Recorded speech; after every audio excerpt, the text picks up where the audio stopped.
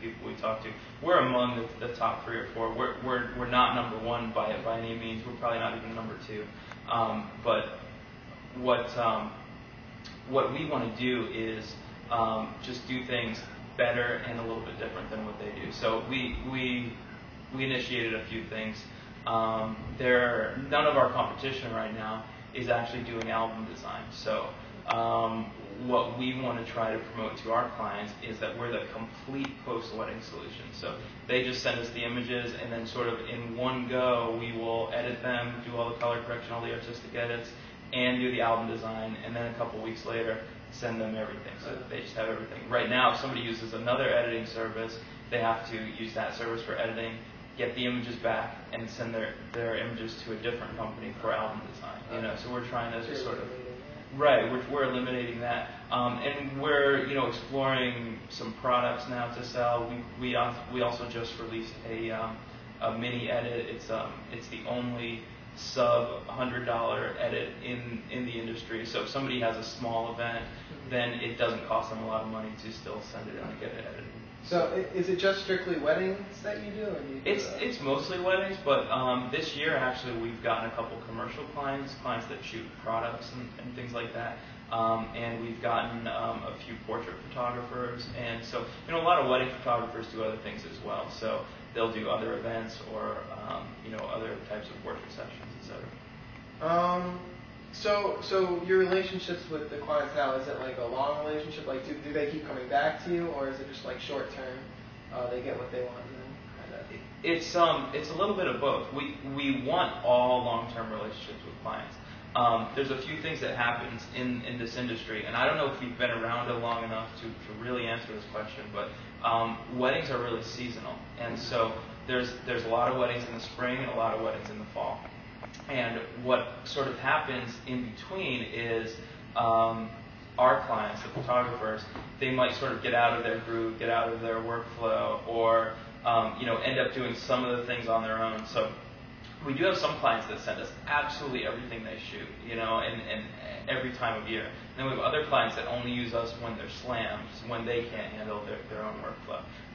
We of course want to do everything for everybody. Just from all of our analysis that we've done, in the long term, even if a photographer sends us every single job they're doing, it actually saves them a lot of money on a yearly basis, because what happens is it frees up their time for them to go out and do what they do best, which is take pictures and market their own business. There's hardly any photographer who is amazing at photography, marketing, and photo editing, and so we try to be that 100% amazing piece, that third piece, the editing piece, and allow them to focus on the other two. So as of now, what job roles do you guys have, and what makes up your company right now? Is it just editors? Do you have photographers?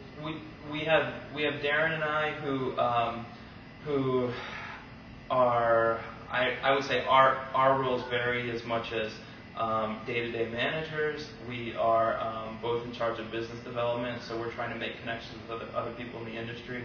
We're I guess you could say sales managers, so we go out and try to get more photographers, just kind of keeping the wheels turning, keeping everything going, coming up with new ideas, implementing new ideas, fine-tuning everything.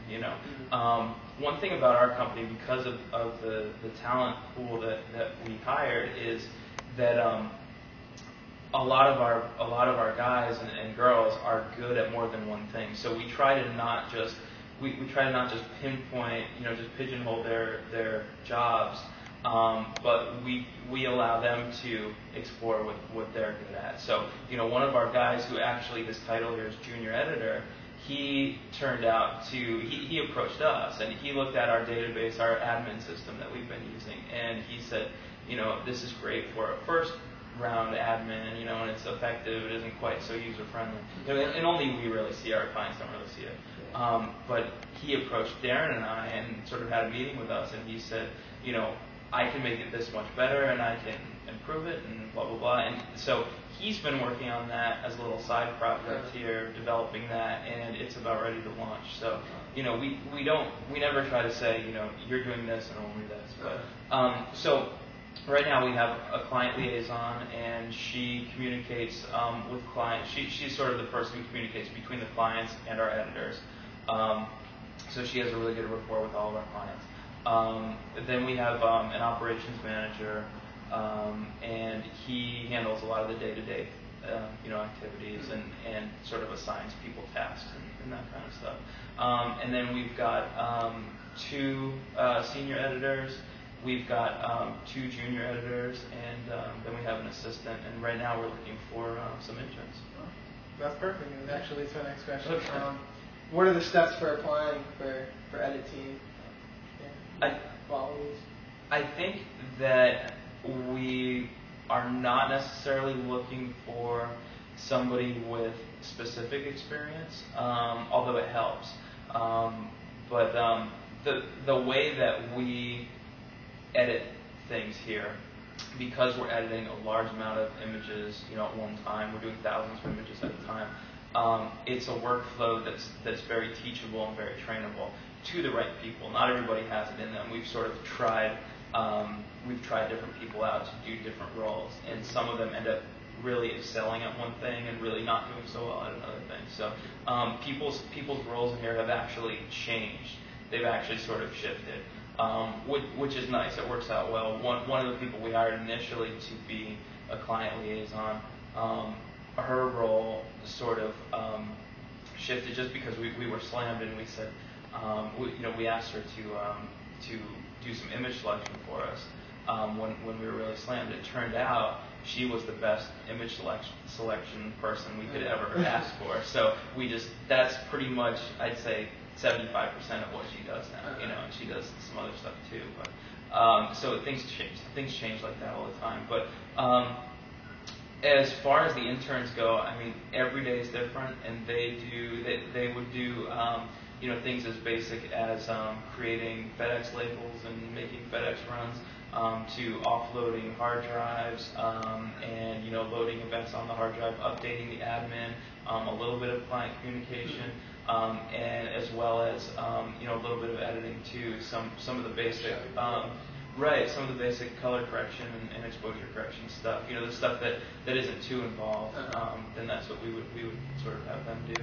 And the neat thing about it too is just being around this creative environment where there's a lot of cool people. There's a lot of neat stuff happening, and every day is sort of different. So if a student in class was to apply for an internship, would they just bring a resume? I mean, do you guys have to do any work to show you that they're capable? A resume helps, and I have to tell you that, and I know it might sound cliche, but just a professional attitude, and just even things like writing samples, things that allow Darren and I to see that this person, actually not only has something upstairs, but is able to communicate that to other people. I think that helps a lot.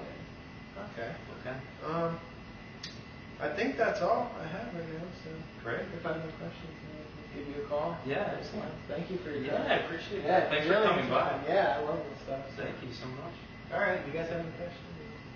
Good, guys. You good? Okay. All right. Actually live in Tampa, and they're commuting over here, so we're gonna move along.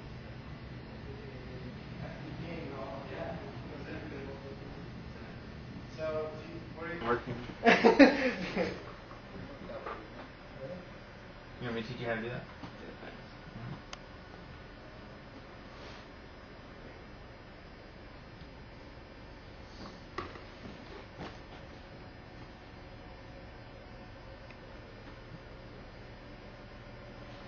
Make sure you get the sign in there. It's right behind you. Sign. edit to it? Everyone else, I hope Delia. Yeah. I was thinking about Zenbound. Didn't get back on. Yeah, sure. So, we